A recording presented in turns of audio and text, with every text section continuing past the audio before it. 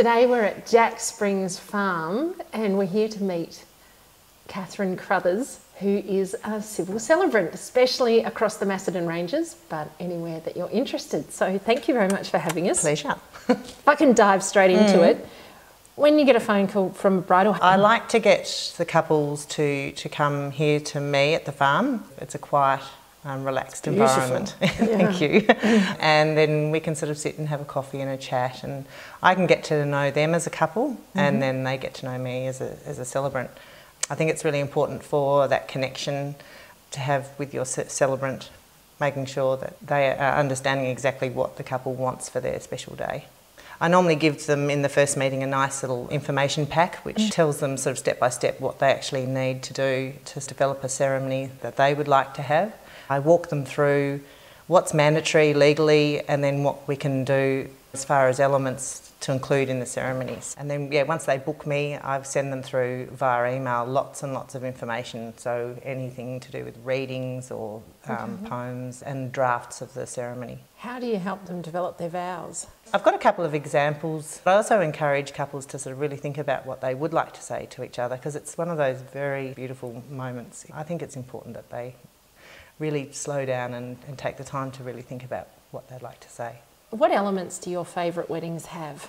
I think definitely the vows. It's when you've got through the introduction, you've welcomed all the family and friends here to celebrate the most momentous day in their lives, and then you've sort of spoken about their story, and then you're sort of getting down to the nitty-gritty of legal element of them actually exchanging their vows to each other. It's just a very special moment. They turn to face each other and no one else exists. It's just the two of them together, and it's actually just sending goosebumps down my spine.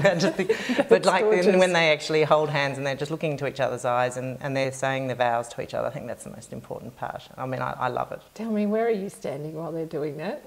I actually stand to their side. Yay! I get beautiful photos back from brides sometimes, and got them kissing at this most intimate moment, and right behind them in the wedding photo is the civil celebrant. You think... I know. Choof. Yeah, you stand by the groom on the groom's side, because often the groom actually is the one that needs the most support. He's the most nervous. So, really? Yeah. So what led you into civil celebrant work? I'm very interested in people. I love hearing their stories. I was a bridesmaid a number of times for all my friends, sort of up to 8 bridesmaids' dresses. Rivalling 27 dresses. Yeah, not quite 27, but anyway.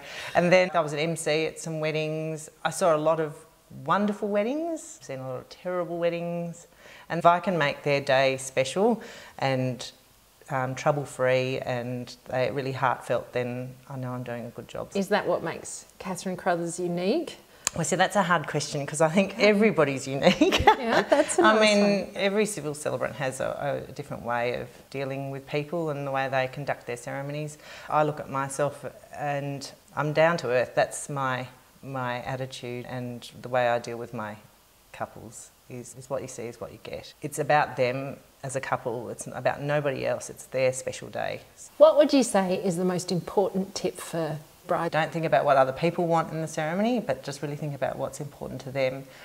And then also to try and breathe and slow it down and really just let it all just sink in. They can stand up the front in front of everybody in their beautiful dress with all their bridal party and just sort of have the music playing and flowing over them and just drinking in the audience, all their friends and family who are there. So to really try and slow it down, because it'll go so quickly. And, you know, I don't want couples to have the regret of having a rushed ceremony that wasn't meaningful. I'm a hopeless romantic, and as you were saying before, you love their stories. Yes. We've been working with our brides to collect their stories. And you were saying that you have a really gorgeous client. Yes, their story is really lovely. The groom was previously married and he has had a terrible time with his first marriage, and I think he'd lost a lot of confidence in finding somebody, and probably never thought that he'd find somebody. His beautiful bride-to-be now, she's gorgeous, very shy, and never thought that she would meet somebody either. She went on RSVP and he actually was on RSVP, and they were terrified. They were on RSVP for a week and they met each other. Wow, on in RSVP. that week? Yeah.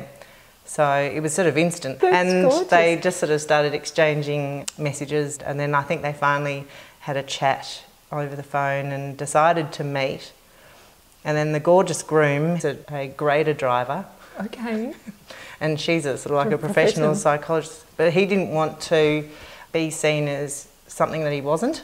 So he turned up at her door in his work gear. So I wanted her to know that this is who I am. And they just fell in love that week. That is gorgeous. Yeah, that's very sweet. So they found each other. I love to hear how people met. Yeah. How did you and Gary meet?